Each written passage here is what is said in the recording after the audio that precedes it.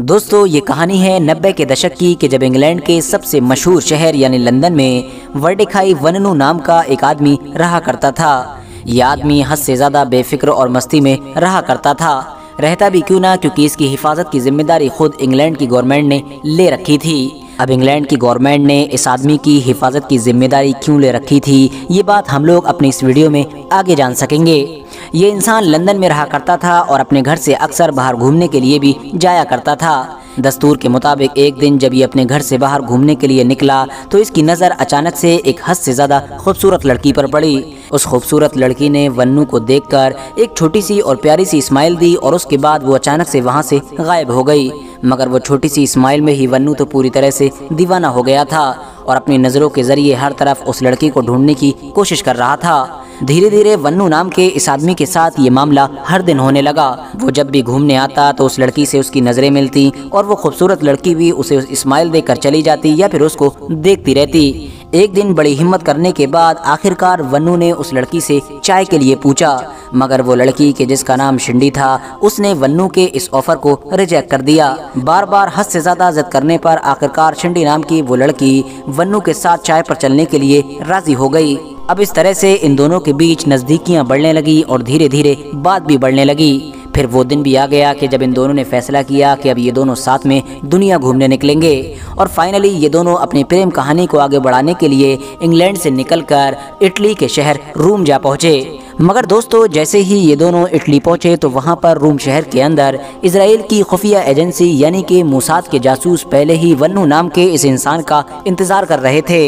इसके रोम पहुंचते ही मोसाद के जासूसों ने वन्नू को गिरफ्तार कर लिया और ये सब कुछ इसलिए मुमकिन हुआ क्योंकि शिंडी नाम की जिस लड़की के साथ पिछले कई दिनों से वन्नू नाम का ये इंसान इश्क लड़ा रहा था और अपनी मोहब्बत की कहानी को आगे बढ़ा रहा था, वो दरअसल कोई आम लड़की नहीं थी, बल्कि वो तो खुद इजराइल की खुफिया एजेंसी यानी कि मोसाद की एक जासूस थी, जो दरअसल खुफिया तौर पर अपने एक मिशन को पूरा कर रही थी।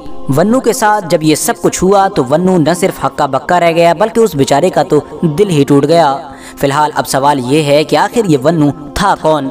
मोसाद की जो खुफिया एजेंसी है वो इसके पीछे क्यों पड़ी थी? आखिर इस बंदे में ऐसी क्या अहम बात थी और इसके पास ऐसी क्या खास चीज़ थी कि जिसकी वजह से मोसाद को वन्नू को पकड़ने के लिए इतना बड़ा ऑपरेशन करना पड़ा था? सबसे पहले तो मैं आप लोगों को ये बताता चलूँ कि दरअसल वन्नू नाम का ये इंसान एक इजरायली नागरिक ही हुआ करता था। 1976 के दौर से लेकर 1985 तक ये इंसान इजराइल के नेगेव रेगिस्तान में मौजूद डिमोना न्यूक्लियर सेंटर में बतौर टेक्नीशियन काम किया करता था। दरअसल दोस्तों ये वही जगह हुआ करती थी कि जिस जगह पर 1950 के दौर में इजराइल ने फ्रांस की मदद से खुफिया तौर पर अपने बहुत सारे परमाणु हथियारों की एक्टिविटीज़ पर काम किया था, जबकि दूसरी तरफ पूरी दुनिया इस सच्चाई से बेखबर थी और पूरी दुनिया यही माना करती थी कि शायद ये कोई कपड़ों का कारखाना है या फिर कोई दूसरा रिसर्च सेंटर है।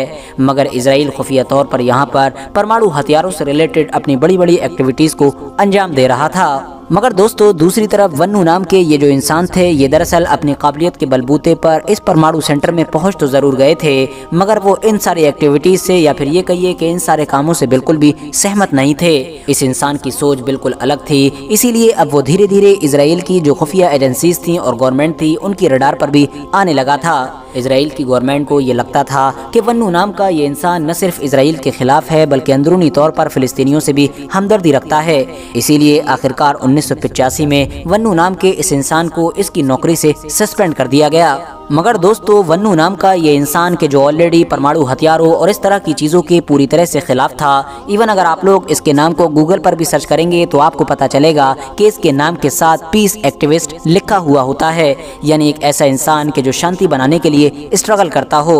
तो लिहाजा वन्नू ने अपनी नौकरी के चले जाने से पहले ही खुफिया तौर पर सेंटर के अंदर चल रही एक्टिविटीज़ की कुछ फ़ोटोज़ खींच ली थी और उन फोटोज़ को लेकर वो चुपके से इजराइल छोड़कर विदेश निकल आया था। वन्नू इजराइल छोड़कर सबसे पहले तो ऑस्ट्रेलिया पहुंचे, जहां पर उन्होंने अपनी ज़िंदगी का कुछ वक्त गुजारा और वहीं पर ही उन्होंने अपने पुराने धर्म यानी यहूदियत को छोड़कर ईसाई धर्म को अपना लिया था। इसके बाद ऑस्ट्रेलिया से वो लंदन पहुंचे, जहां पर संडे टाइम्स के एक मशहूर पत्रकार पीटर से उनकी मुलाकात हुई और पीटर के साथ उसने उन लगभग 60 खुफिया तस्वीरों को शेयर किया कि जो उसने इजराइल के परमाणु सेंटर से खींची थी। दूसरी तरफ संडे टाइम्स ने भी देर न करते हुए इन सारी तस्वीरों को और इस पूरी खबर को अपने अखबार में छाप दिया। जैसे ही संडे टाइम्स में ये खबर छपी पूरी दुनिया में भूचाल आ गया।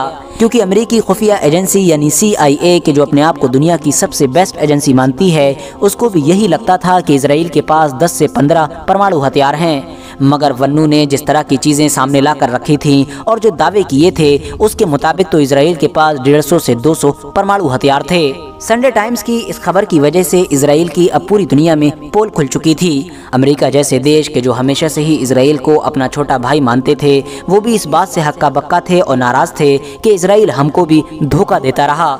इसीलिए अब दूसरी तरफ इजराइल भी चौकन्ना हो गया था और उसने फ़ौरन अपनी खुफिया एजेंसी यानी मोसाद को काम पर लगा दिया और उसको ये जिम्मेदारी सौंपी कि किसी भी तरह से वन्नू को इजराइल वापस लाया जाए, और वो भी बगैर किसी ज़बरदस्ती के और बगैर किसी खबर में आए। वो इसलिए क्योंकि वन्नू लंदन में रह रहा था और इंग्लैंड के साथ यानी UK के साथ इजराइल के रिश्ते हमेशा से ही अच्छे रहते हैं। वो चाहकर भी उससे दुश्मनी नहीं ले सकता था।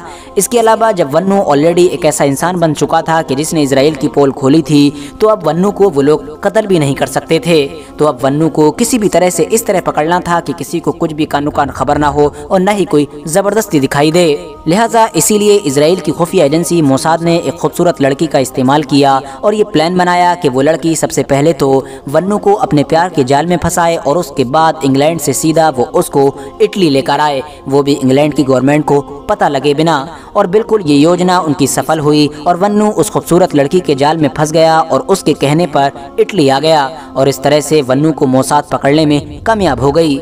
दूसरी तरफ जब लंदन में वन्नू के गायब होने की खबरें फैलीं तो हर तरफ उसकी तलाशी शुरू की गई और आखिरकार 3 से 4 हफ्ते के बाद न्यूज़ वीक ने यह खबर छापी कि दरअसल वन्नू कहीं गायब नहीं हुआ है, बल्कि वो तो इजराइल में है, जिसको एक लड़की की मदद से मोसाद के जासूसों ने किडनैप किया है। फिलहाल दोस्तों, वन्नू को इजराइल में 18 साल की जेल की सज़ा सुनाई गई थी, जिसमें से 13 साल लगभग उन्होंने जेल में गुजारे थे। सन 2004 में वन्नू को रिहा कर दिया गया था।